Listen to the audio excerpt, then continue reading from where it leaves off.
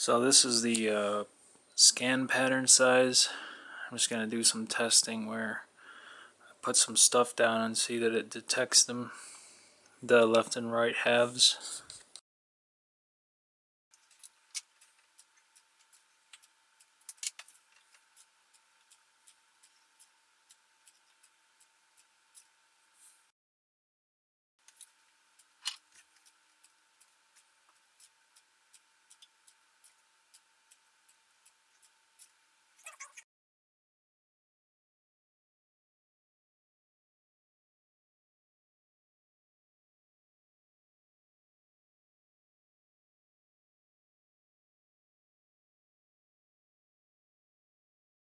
So at this time we still don't have an algorithm for the mapping. I've been thinking about it. Sorry, these are different. So this is our scan pattern over here on the left. Sorry, I don't know if the... there's the cursor. Okay. And here I've been imagining like this is an area and these are the patterns that's being scanned. It's like there's an obstacle, obstacle, obstacle. You could, think of that as like a wall. Maybe there's like an obstacle here, obstacle here, obstacle here. So then the open area is like this, but aside from that, a problem we have right now is the robot doesn't always go straight. We don't have feedback, or we do have feedback, it's just not used. So there are at least two forms of feedback we can use. There's the accelerometer. This is the MPU 9250, cheapo thing, but it's 9-axis accelerometer, gyroscope, and then magnetometer. Those are all, they have their own axes. That's what the 9-axis means, 3x3. But yeah, so this is a top view of the robot. These are the wheels. This is the point it rotates about. This is like the tail wheel right here. The IMU is in the front. It's in the head of the robot. So when this robot starts turning, this IMU will like swing outwards, like left or right. And that's what we can detect, which you could use gyroscope, but it's not rotating about this point. So we'll just use the acceleration, like left and right. But how it will work, the control loop is, if you're trying to go forward, if the IMU starts, or the IMU experiences a force like left. Here I was drawing rotations, but really it should be like that. Yeah. I'm gonna have to check these values because it's either gonna be negative or positive. The force that it experiences. It should be positive. Like gravity is a downwards force, but that's treated as positive. I don't know. I'll have to verify that. But anyway, as it's going forward, and as far as like man,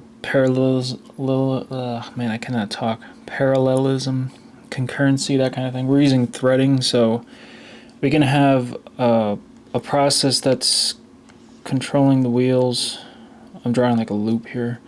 Process that's sampling the IMU, and then you like connect them together based on time. The time is something I have to figure out still, because when you move forward, we're taking like 800 milliseconds or something, so you would have a loop, for, say, well, not 800, that's too much.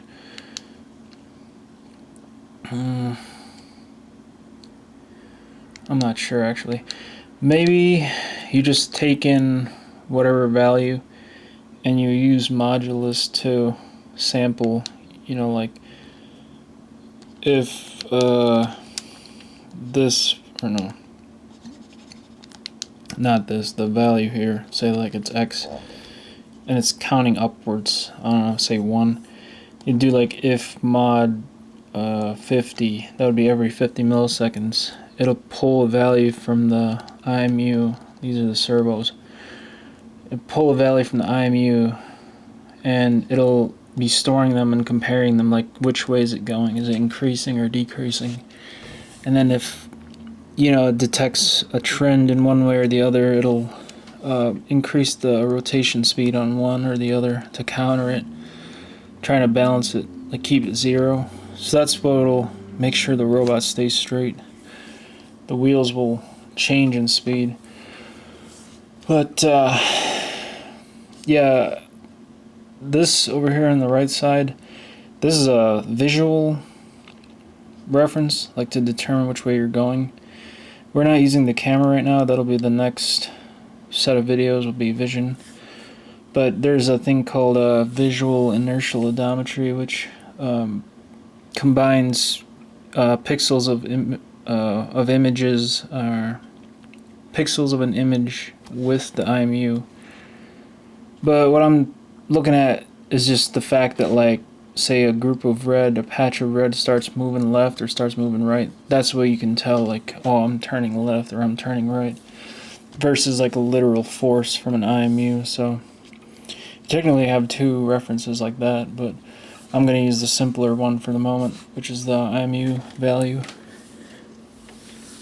So that'll be our goal, is to like have this robot be able to drive like 36 inches or 3 feet straight without turning.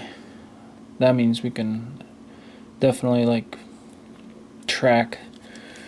But because the problem is, like, if we go back to here, as it's moving forward, this blue line, those are the samples, like sample 1, sample 2, sample 3. Those are full floor scans. If it starts like drifting, then it's like the boxes are technically like this when we're expecting them to be like that. So then you got like gaps that are unmeasured, and the robot is just all over the place. And we don't have any other forms of navigation reference.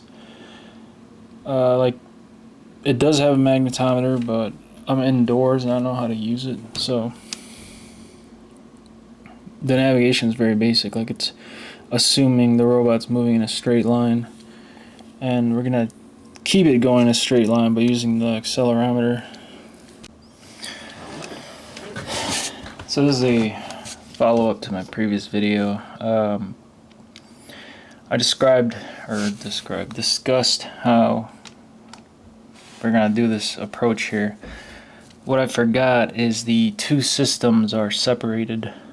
Like, if this is the Raspberry Pi navigation head, this is the wheeled body, the I2C.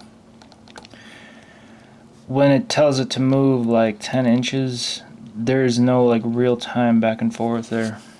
It's just waiting for that command to end. And the this bridge right here, the WebSocket, which the ESP01 hosts, it's so bad. Like, I'll blame myself because I'm not a great, C++ WebSocket developer. I got it to work, but all it can do is accept like a string. So yeah, it's not as good as like the Raspberry Pi to the web interface. That's with the map and whatnot. That is like, you can send as much crap as you want in real time. But that's because I didn't write it, right? So yeah, anyway, with that in mind, I have to put an accelerometer to this. This is the, oh crap, let me use like a bright color. This system right here is the I2C ESP01. This controls the servos, and that needs an accelerometer to work against. So I've got one of these. This is a 6050,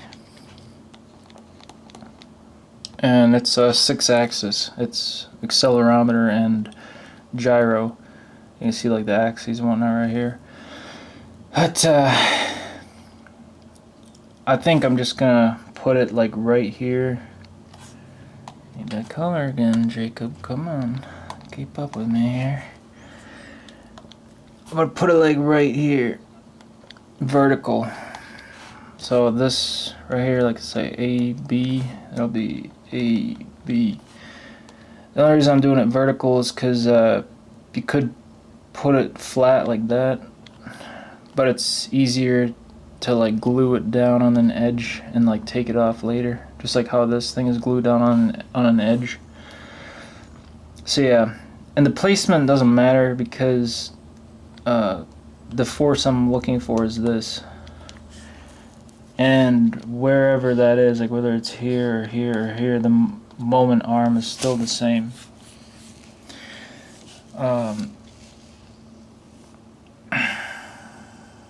But yeah, that's what we're gonna do. We gotta put this thing in here. And how do we do that? Well, if you look here, this is the seat arena, right? This right here is right there. And we've got two of the wires that are being used for servos. Let me see. God, this is confusing how it's like backwards. I guess on this side, so I'm pretty sure I'm using like D0, and I'll just look at the code real quick. Where is it? Vehicle motion. We're using pins 0 and 3. So yeah, this one and this one. If we look at the pins here, right here and here, that matches. Like there's two in between. So yeah, that's how you know the orientation too. But point is, we want you see here SDA and SCL. Those are the serial lines. We need to bridge that to here. You can also use this, I believe, TX and RX, but I'll just, well, it's I2C, but yeah. But I'll just use these. So we have to bridge this to here, and then this to here. TX and RX are the opposite ones, like TX has to go to RX. Yeah, so I'll get that. I'll have to tap into this and solder. That sucks, but yeah, what I'm gonna do also, this has to get powered, and in order to do that, see this VCC, I believe this thing runs on 5 volts and 3.3. Let me check Amazon real quick. Or it's called a MPU 6050.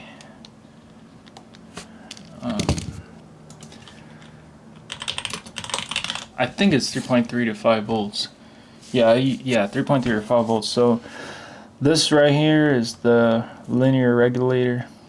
It takes in 5 volts and drops it down to 3.3 volts, and it powers this ESP01 right here.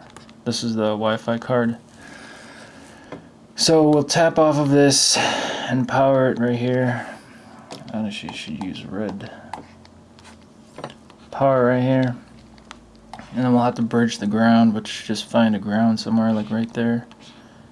Ground. And then yeah.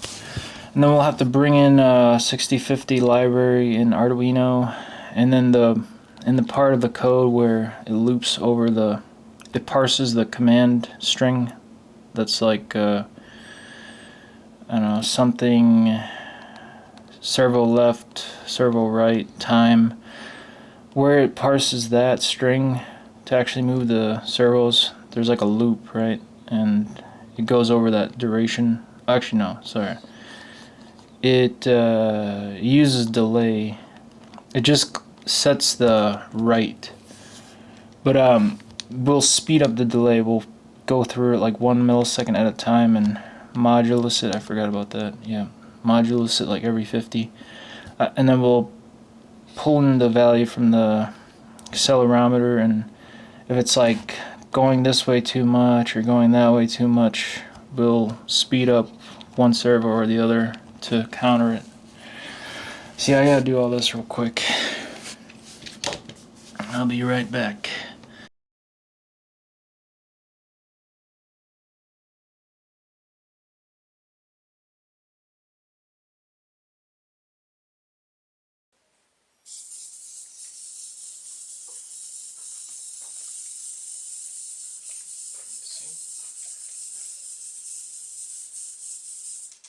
Alright, sorry I'm filming without a synced mic, but unfortunately I wasted a lot of time.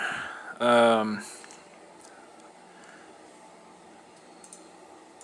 was on Arduino trying out random libraries, and I could not get this thing to work. And I was thinking like maybe it was how I was using ESP01, serial, blah blah blah, but the sensor was just bad that I had. I tried another one by chance, and it's working. I'm like, damn. But yeah, I'm using the MPU 6050 library by Electronic Cats, that one. Okay, so I mentioned how I brought in this library by Electronic Cats. They have this file called 0IMU, which um, it takes a few minutes to run, but provides like offsets, I guess. But yeah, and then so this is the raw, and then they have like, sorry, my cat is chewing on the robot's wires. Mortal enemy. Yeah, so we got raw right here, and here you can define the offsets, which you found from running this. I still gotta understand how this thing works, but yeah, I'm just gonna go with this sensor. I'm not gonna like try other ones. I have like so much crap. It's harder to find it than to actually like solder and program. It's funny, but it's not funny. I gotta like clean up. But anyway, yes, we got this. I still have to actually write that like control loop thing, but I have to see the values, like what's a normal. Alright, so I apply those offsets. I'm not really sure if I did it right because there's like an array and there's like a negative and a positive value, so I just averaged them. But anyway, we've got, it seems like the average setting still is around negative 8,000, which I don't know what these units are. But if you go like, this way, it shifts to like the 11. Go this way, it goes positive, like towards 0. So that's how, we'll correct the turning. Yeah, as I mentioned, I gotta program something and see the ranges. Fortunately, it's like the end of the night for me, Sunday night right now. But yeah, so I'm gonna work on that. Okay, so I've written a correcting code thing. You see this blue light is on the Arduino. That means the serial plotter's sending data. You see right now it's sitting still, and this right here says center. The 84 and 98, those are the servo degree values if it was actually like moving forward. But I'm just printing them so that the robot doesn't actually move. So then if I move the robot like right or left, this center will change, saying like the direction to change. So let's see if I can get this in frame. So it's like center, go this way, right, go that way, left. So I'm still screwing around with this. You can see it's sitting on the table there. Center. If I start going to the left, it says right. Start going to the right, it says left. But it's like a gradual change. So I did realize something. We're using the X acceleration, but if it's not like perfectly level with the horizon, it's like angled a little bit, that starts adding up over time. Like there's, say the unit is negative 8,000, like see there, it'll start growing like by one digit. And what I was doing is when it first starts out, it samples like 100 acceleration values, and then it sets that as like the center. It's not accelerating in either direction, this is neutral.